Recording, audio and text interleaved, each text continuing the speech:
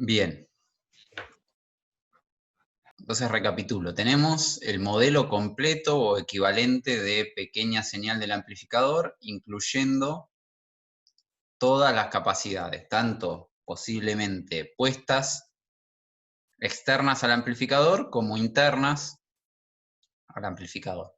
Y lo que queremos es encontrar la frecuencia de corte tanto inferior como superior, que nos va a determinar un dado región de operación del amplificador, es decir, dónde se va a comportar como una ganancia constante, ¿no? Como vimos antes, es decir, una respuesta tipo frecuencias medias pasa abajo. Obviamente, esto tiene más de un polo y un cero, ¿no? Es decir, tengo más de un polo acá y otro acá, porque esta función tiene mayor orden, ahora lo vamos a ver. Pero bueno, yo lo que quiero es tener una aproximación de esto, ¿no? Entonces,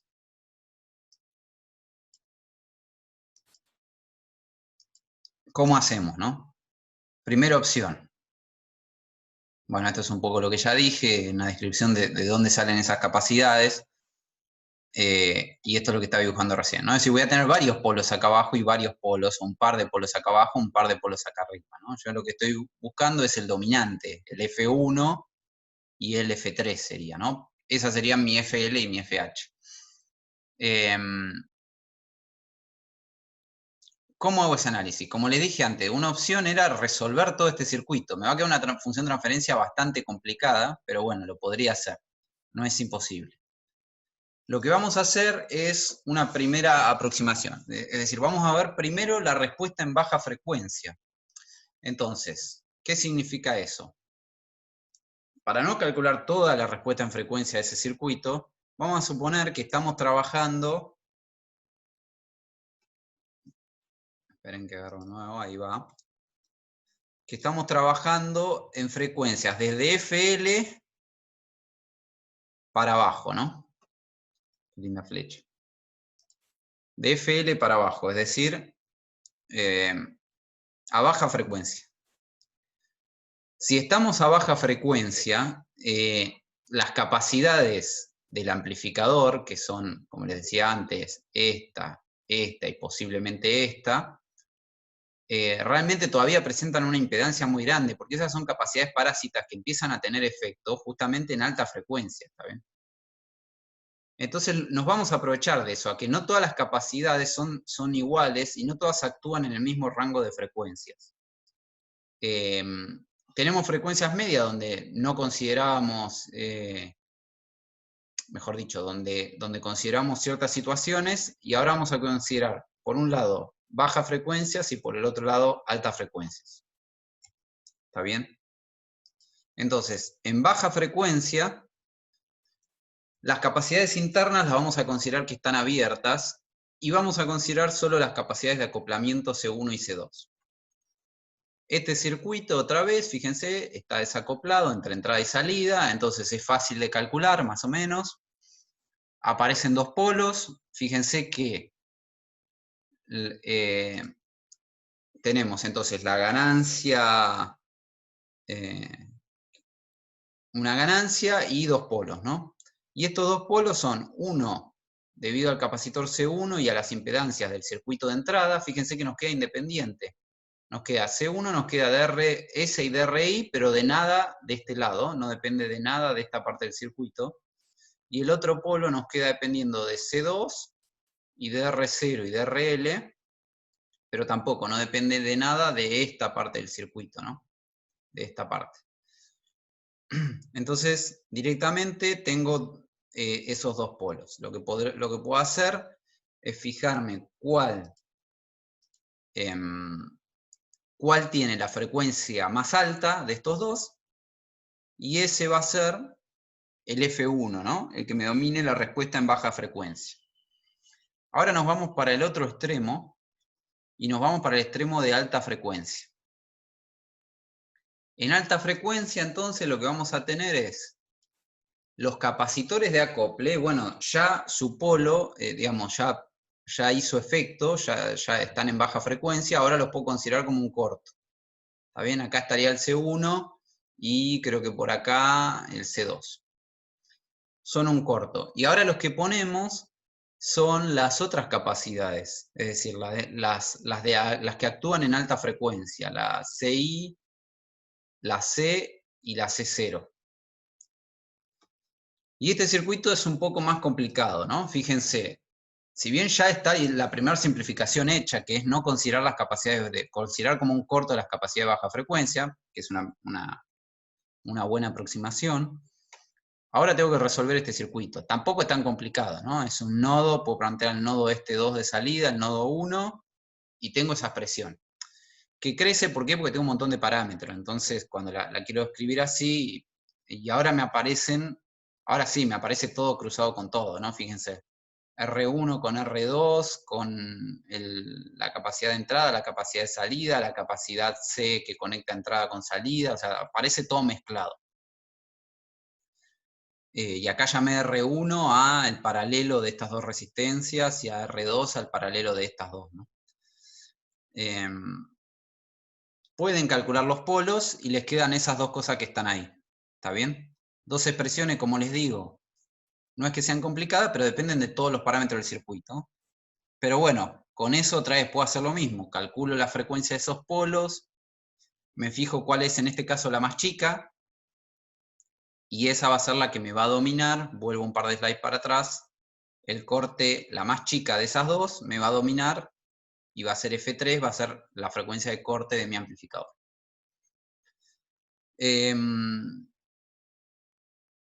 Ese fue el método 1, que es exacto entre comillas.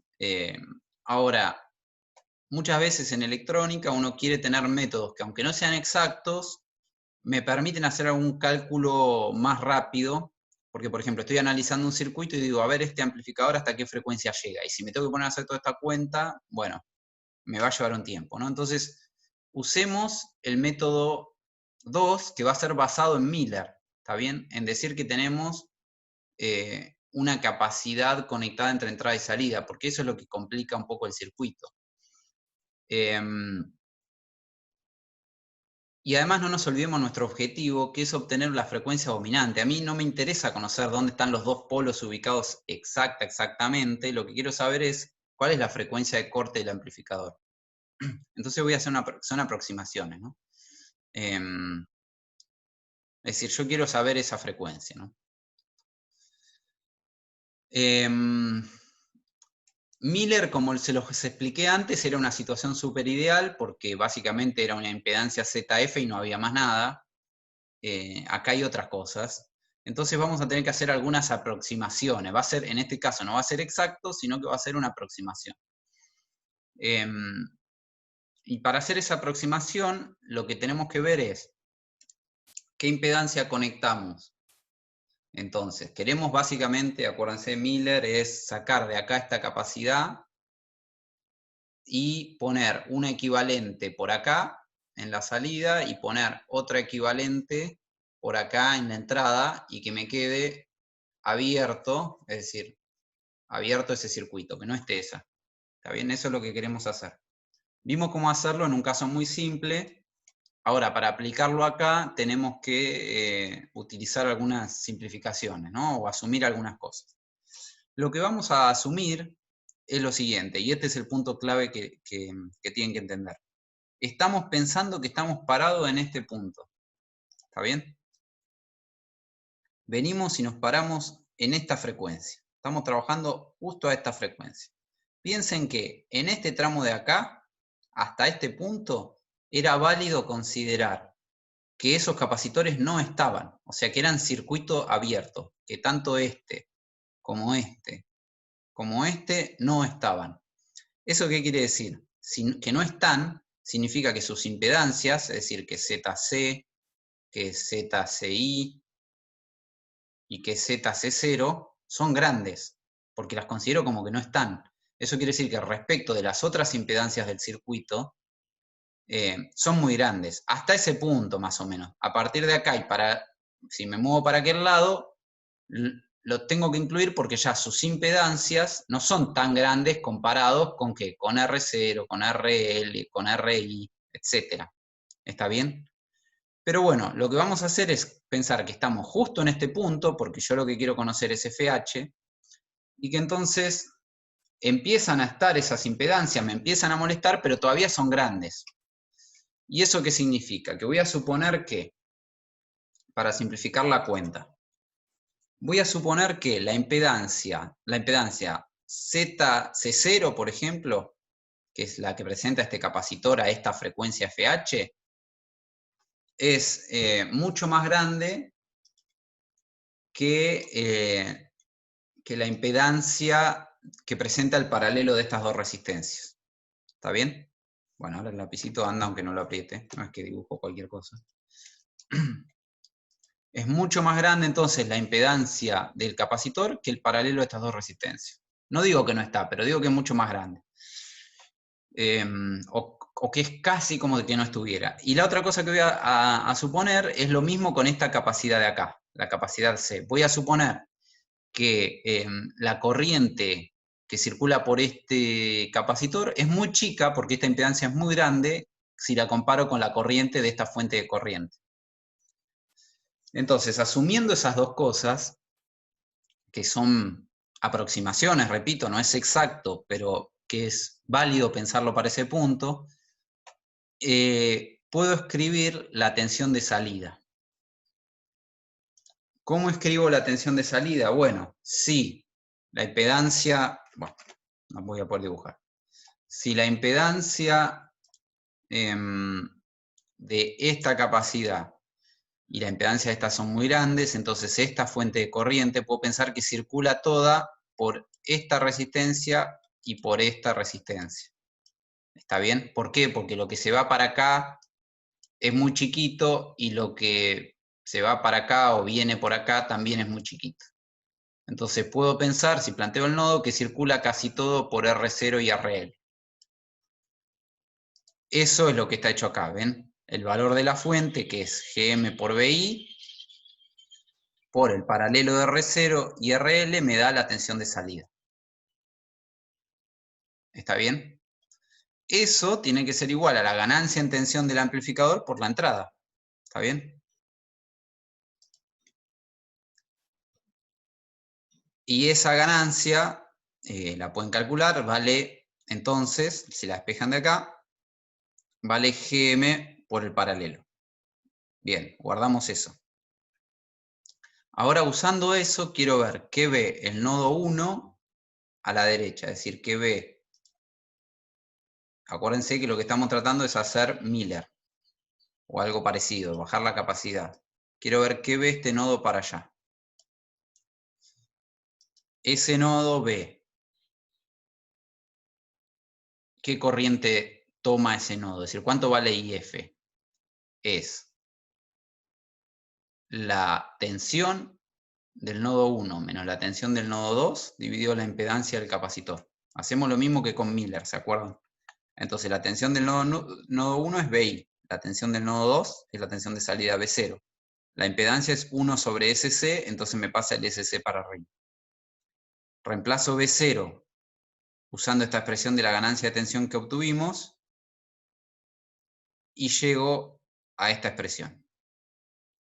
Fíjense que llegué a una relación entre la corriente que se va para allá y la tensión de ese nodo que es BI. Si hago lo mismo ahora para el otro nodo, es decir, para este nodo. Estoy haciendo Miller como hice antes, pero ahora lo estoy haciendo con un poco más de cuidado usando estas aproximaciones porque hay más cosas en el circuito, ¿no? Si hacen lo mismo, ahora la corriente para allá es menos IF y menos IF, entonces tengo que, nada, es menos la expresión de antes. Hago todo lo mismo, pero ahora en lugar de reemplazar en función de BI, lo dejo en función de B0 porque quiero ver qué impedancia conecto acá, a la salida. Y me queda esta otra relación que está acá. En definitiva, pasando en limpio, fíjense, lo voy a anotar acá, llegamos acá a una relación, perdón, se vuelve loco el lapicito a veces con llegamos acá, en esta primera, a una relación entre IF y BI, o sea que básicamente si hago el cociente entre IF y BI, lo que tengo es una impedancia conectada acá. Y esta la saco. Y acá llegamos a una relación también entre IF y B0, o sea que es como una impedancia conectada acá. Y esa la saco, o sea, terminamos haciendo Miller como habíamos hecho, ¿no? Y esa es esta impedancia Cm y esta Cn. ¿Cuánto valen en función de los parámetros? Fíjense, reemplazo 1 menos AB por lo que vale la ganancia y reemplazo 1 menos 1 sobre AB y me da esto. Y ahora la gran ventaja es que logré separar mi circuito usando el método de Miller en dos circuitos desacoplados. Y ahora calcular los polos es súper fácil porque tengo estas dos capacidades en paralelo y con estas resistencias, y tengo estas dos capacidades en paralelo con estas dos resistencias. Si hacen la cuenta, les va a quedar bien fácil estas dos expresiones para dos frecuencias. ¿Está bien?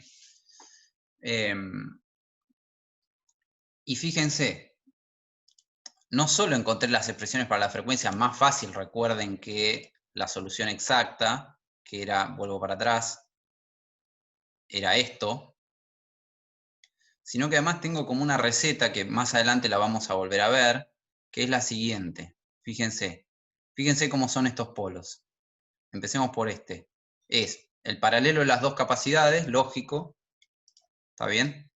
Es decir, el paralelo de esas dos capacidades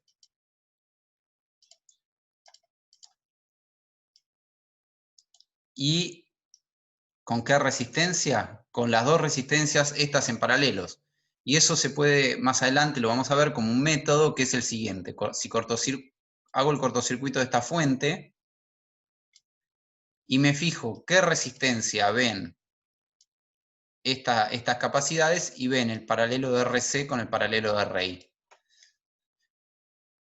Entonces la frecuencia de corte es la capacidad por la resistencia que ve la capacidad cuando hago el cortocircuito de la fuente.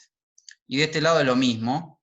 Si yo hago el corto de esta fuente de corriente se abre. ¿Está bien? Porque BI vale 0. No hay fuentes de este lado. Entonces se abre. ¿Y cómo es la frecuencia de corte? Es el paralelo, o sea, la capacidad que tengo por la resistencia que ven. Que en este caso es R0 en paralelo con RL. Entonces, recapitulando. Queríamos hallar FH, buscábamos un método simple, aplicamos Miller, que es básicamente bajar la capacidad que está arriba a la entrada y a la salida, sumarla a las otras capacidades y ver qué resistencia ven esas dos capacidades, la capacidad de entrada y la de salida. En general va a dominar esta por el efecto Miller, porque esta que baja adelante se va a ver amplificada, ven acá por la ganancia. Entonces, bajo ciertas condiciones va a dominar esta FH. Y tengo un método, que es este método de Miller, que es calcular entonces la capacidad equivalente y ver qué resistencias ven y calcular la frecuencia. Eso es todo. No sé si hay alguna pregunta.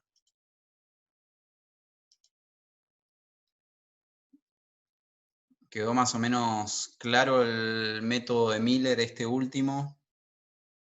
¿Cómo lo apliqué para determinar las frecuencias de... Ya lo vamos a volver a ver más adelante, igual con ejemplos. Pero nada, es como les digo, es un método aproximado porque uno muchas veces quiere tener a mano una herramienta que le permita analizar un circuito sin tener que resolver todo, sin tener que resolver todas las ecuaciones de mallas y nodos exactas, ¿no? Entonces uno dice, bueno, bajo esto por la capacidad de Miller, me fijo qué capacidad hay, qué resistencia hay, y conozco una aproximación de la frecuencia de corte del amplificador.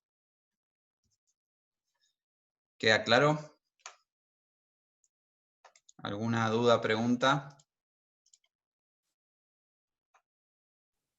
No, yo por ahora no.